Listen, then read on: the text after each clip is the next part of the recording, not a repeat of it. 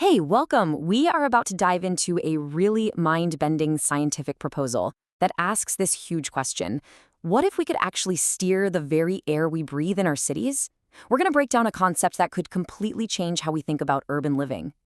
Okay, so let's just jump right in with that being idea. What if our cities could literally breathe?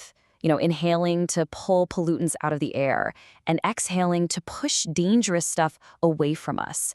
It sounds like something out of a movie, but it's the core idea behind a very real proposal. So, before we can even talk about guiding the air, we've got to ask a more basic question. What's actually in it? Turns out, the air in our cities isn't just empty space. Not at all. It's basically a living ecosystem, and it is teeming with invisible life. Yeah, our air is basically a soup of what scientists call biological aerosols. We're talking pollen, bacteria, fungi, and all these tiny little fragments of them. And these things aren't just floating around doing nothing. They're actually affecting our health and even creating our local weather. Let's take pollen. We all just think of it as the reason we're all sneezing in the spring, right? But its job is so much bigger. It's a vehicle for microbes, and it can literally act like a seed to help form clouds and fog. It is a major player in this invisible world. And here's where it gets even crazier. When it gets really humid, pollen grains can burst open, releasing these microscopic fragments called sub-pollen particles, or SPPs. And because they're so tiny, we breathe them deep into our lungs, and they are directly linked to some really scary stuff, like thunderstorm asthma. But wait, there's more. These same little particles do something else that's pretty wild. They're what's known as ice-nucleating particles, INPs for short. And what that means is they can make ice crystals form at way warmer temperatures than you'd expect. So they have a direct say in whether your city gets fog or even rain. Okay, so if our air is this bustling, invisible ecosystem, the next question is kind of obvious, right?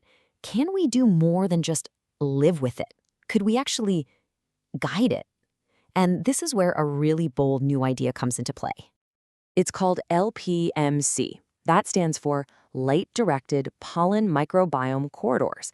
And the big idea here is to use a clever combination of light, humidity, and wind to gently nudge and shape how all these biological particles flow through our cities. So how in the world would that work? Well, the system has three main tools in its toolbox, and they all have to work together. First is light. We're talking its color, when it's on, and where it's aimed. Second is humidity, creating these targeted bands of moisture using things like plants and water features. And third is the wind itself, which is guided by the architecture of the city. Now, this is a really important point.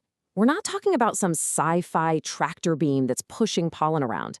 The paper is super clear on this. Light works indirectly. Think of it more like an orchestra conductor.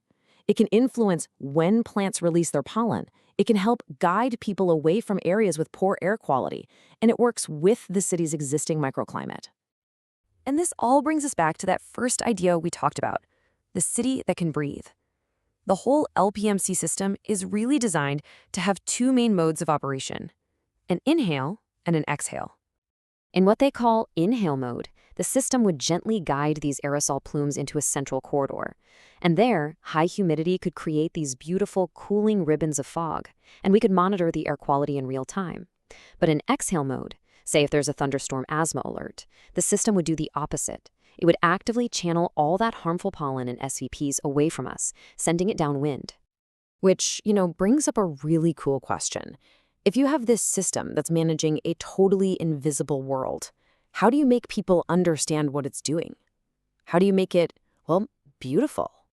The answer is this whole new design language for the city. Just imagine it, these gentle ribbons of fog glowing with soft amber light near the ground, or pathways marked with stripes that soak up sunlight all day and then glow at night using zero extra power. And during an exhale event, just some subtle red lights on the ground to let you know, hey, maybe take a different route. It's all about communicating without creating a bunch of light pollution. And if you want to get really futuristic, the concept even includes ideas like halo bioglow. Picture this, sealed little root beacons on trees that start to glow gently whenever that tree is stressed. We'd have a living, breathing sensor network built right into the nature of our city. How cool is that? Now, I know what you might be thinking. This all sounds amazing, but is it just some pie-in-the-sky dream?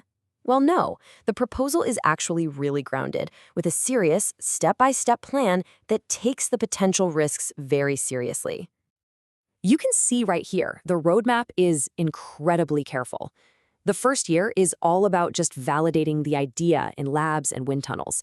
Then you'd move to small, real-world pilot programs. It's only after that, in year 3, that you'd even start to connect it with live city data. This isn't a rush job, it's proper, cautious science. And super important, the researchers have done their homework on the risks. You worried about light pollution messing with insects? The plan is a dark sky default, only using minimal amber light when absolutely necessary. What about stressing out the plants? Any special light would only be used in contained spaces. The whole point is to not solve one problem by creating 5 new ones. So after all that, what's the big idea we should walk away with? For me, it's this fundamental shift in how we see things. Instead of just building our cities and then dealing with the environmental mess later, this suggests a future where we're actively co-designing our urban spaces with the invisible natural world. And that really leaves us with this final, massive question. This technology is one possible answer, but the question is much bigger. As we keep learning more and more about these complex, invisible ecosystems all around us, how are we going to choose to live with them? It's definitely something to think about the next time you step outside and just take a breath.